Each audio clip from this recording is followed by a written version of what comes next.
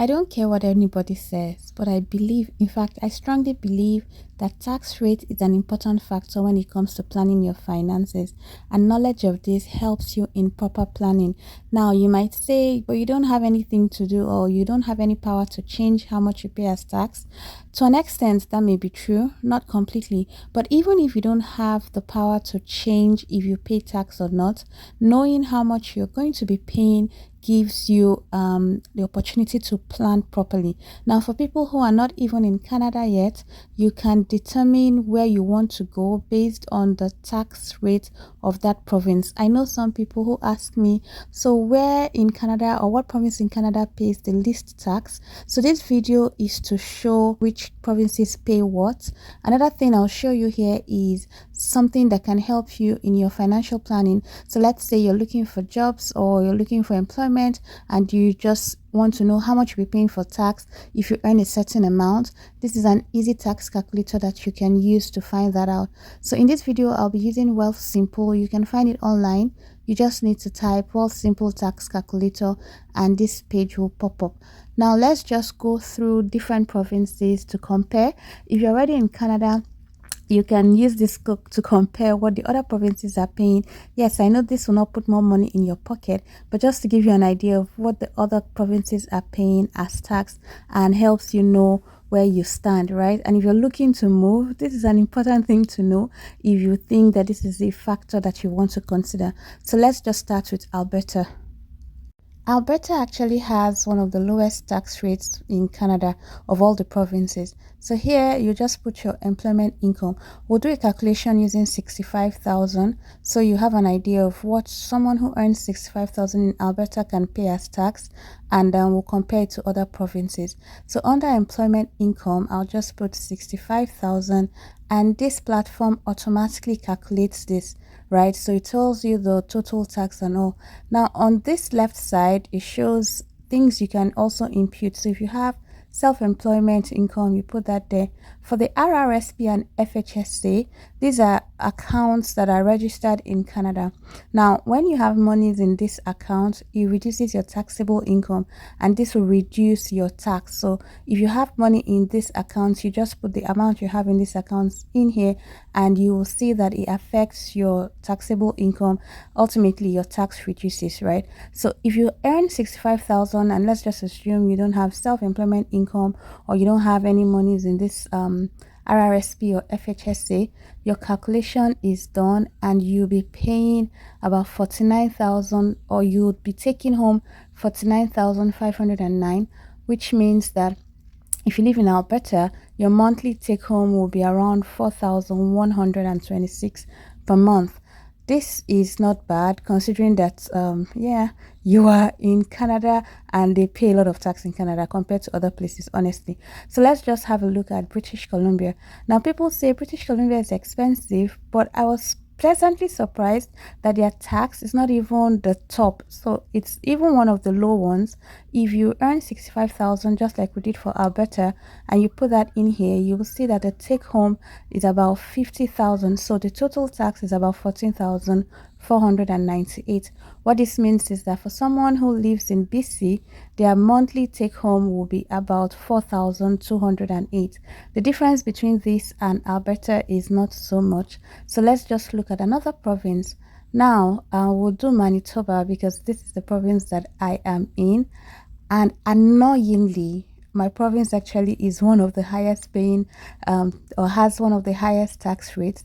Now if I earn 65,000 in Manitoba, my total tax is about 16,798, and that means my take home is about 48,204. Compared to Ontario, compared to BC and Alberta, I will take home less. So instead of going home with 4,200 per month, I'll be going home with 4,000. Yes, it might not be a lot of difference for some people, but $200 monthly is a lot to me. It can take care of water bill or even energy bill. Anyway, that being said, your federal tax, your provincial tax is what is calculated, and a total of that is what you get as your total tax.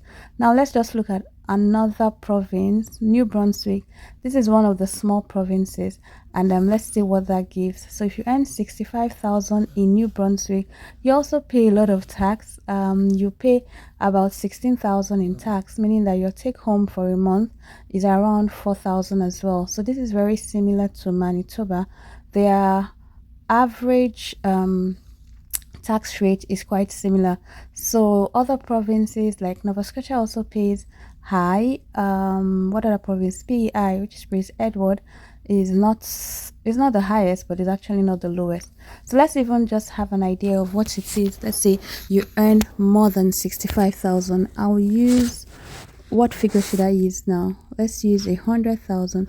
Let's see. Or before we use 100,000, let's just do Ontario and see what Ontario is, since Ontario is one of the popular provinces for all of you rushing to Toronto. If I earn 65,000 in Ontario, I'll be paying total tax about 15,000 something, which means my take home is 49,801. It is not too bad because for my take home monthly, I'll be getting 4,150. Not bad, honestly, compared to some other provinces. Yeah, so that's Ontario for you. Now let's just look at other provinces and check another amount. Say my employment income increases to 100,000.